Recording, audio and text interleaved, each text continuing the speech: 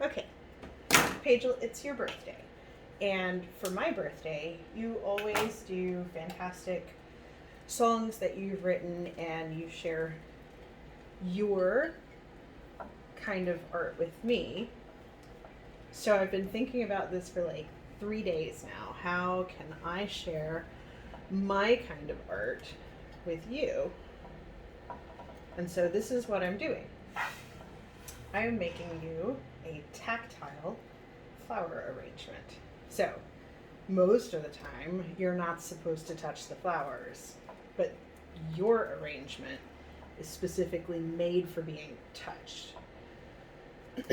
So for days, I've been thinking about what kind of textures I could put together to make this so that it is as beautiful to feel as it is to look at.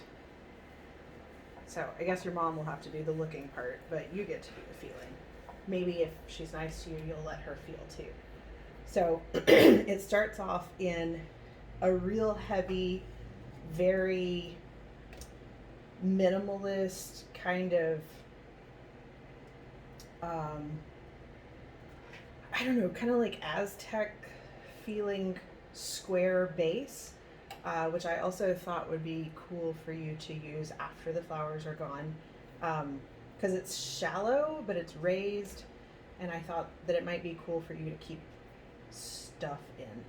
I started by putting some mood moss and some sheet moss in. The mood moss is kind of up over the top of it and around one side.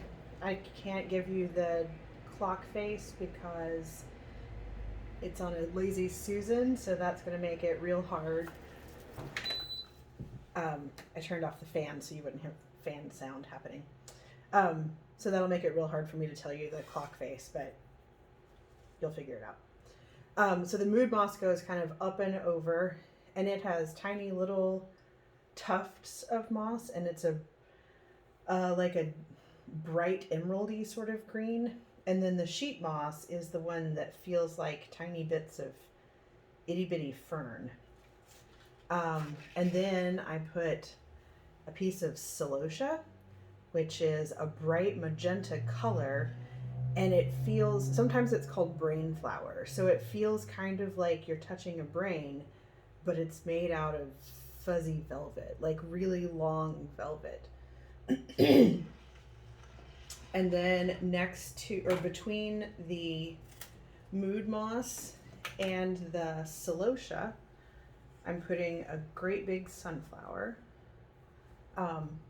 Sometimes I use sunflowers that don't have any petals on them, because they look really cool and they feel really cool, and it makes it so you can focus more on the Fibonacci spirals that are on the center of the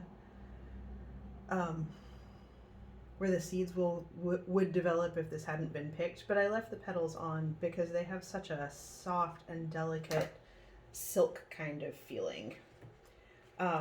Okay, so now I'm kind of in the corner of the mood moss, and I'm putting in a lotus pod, and they are from the lotus flower,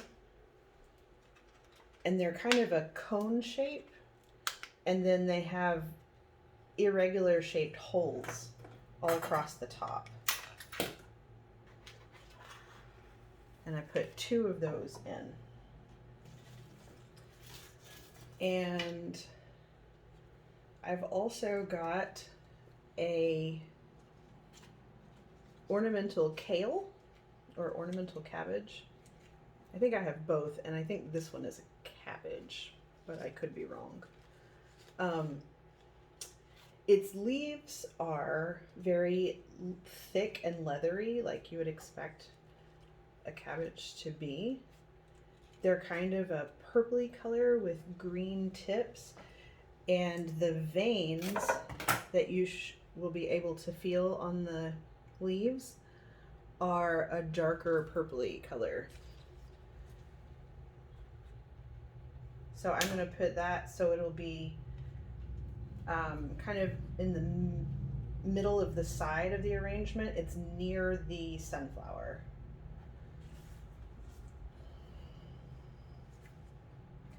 The next thing I'm going to put in is hydrangea.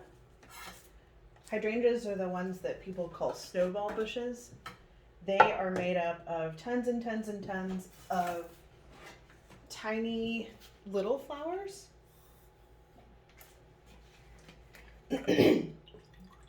When I use hydrangeas, I dip the cut stem into a solution of alum, like the pickling spice. Your mom uses it when she is curing hides too.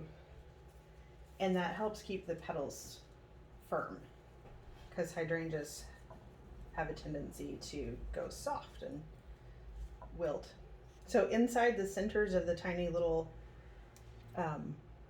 petals, or the tiny little florets of the hydrangea, there's a tight little bud, and those will open up with the pollen when they mature. It is now 2 o'clock on your birthday.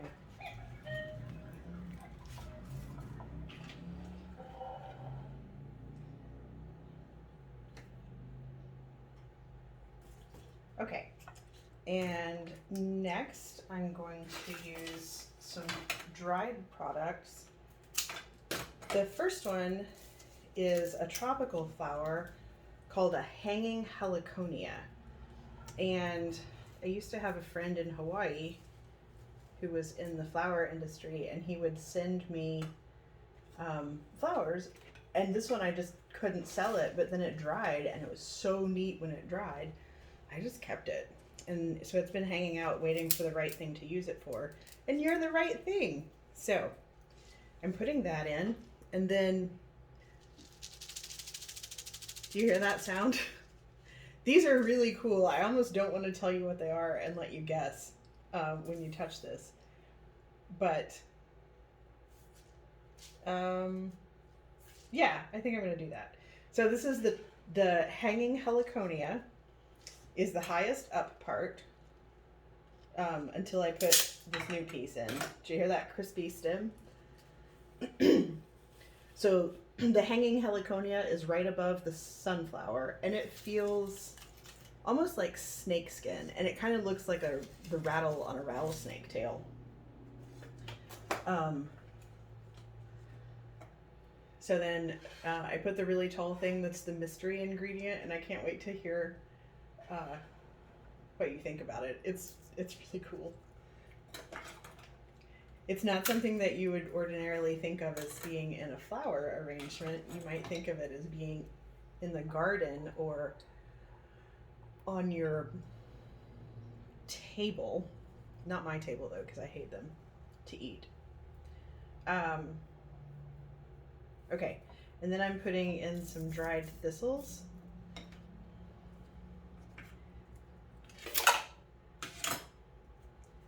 And they are just over from the celosia, kind of their center, or they're pinning down the sheet moss.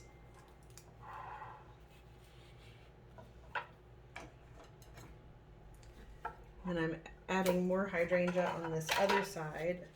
So the hydrangea is on either side of the cabbage. Just kind of covering up the foam that we use. And kind of mushing down into the moss. And then I'm using 2 different kinds of foliage. This one is called Grevillea. It's going to be between the hydrangea and the dried thistle.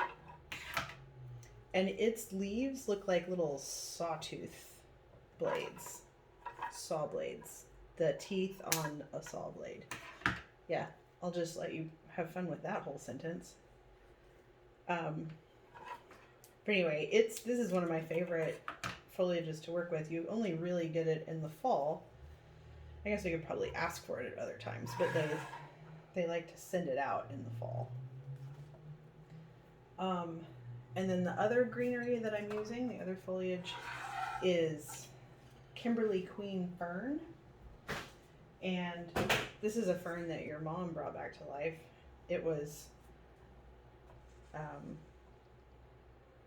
languishing, I guess, on the back of the shop. Kimberly Queen is kind of like the Boston ferns that people always put on their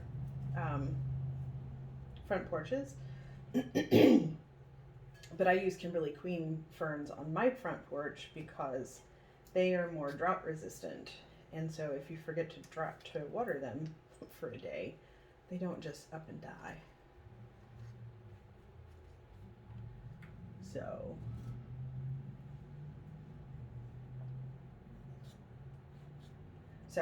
the fern fronds are between the lotus pod and the hydrangea, and they kind of remind me. You remember playing with a plastic comb when you were a kid, like the feel of running your fingers along the teeth of it? That's kind of what the Kimberly Queen ferns remind me of.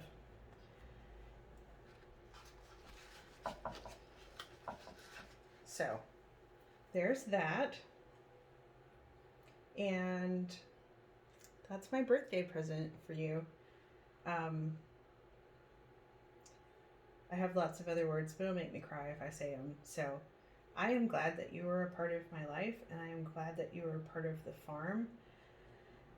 And I am exceptionally proud of everything that you've done in all of your 18 years, but the changes that you've made in the last 2 years are amazing and phenomenal.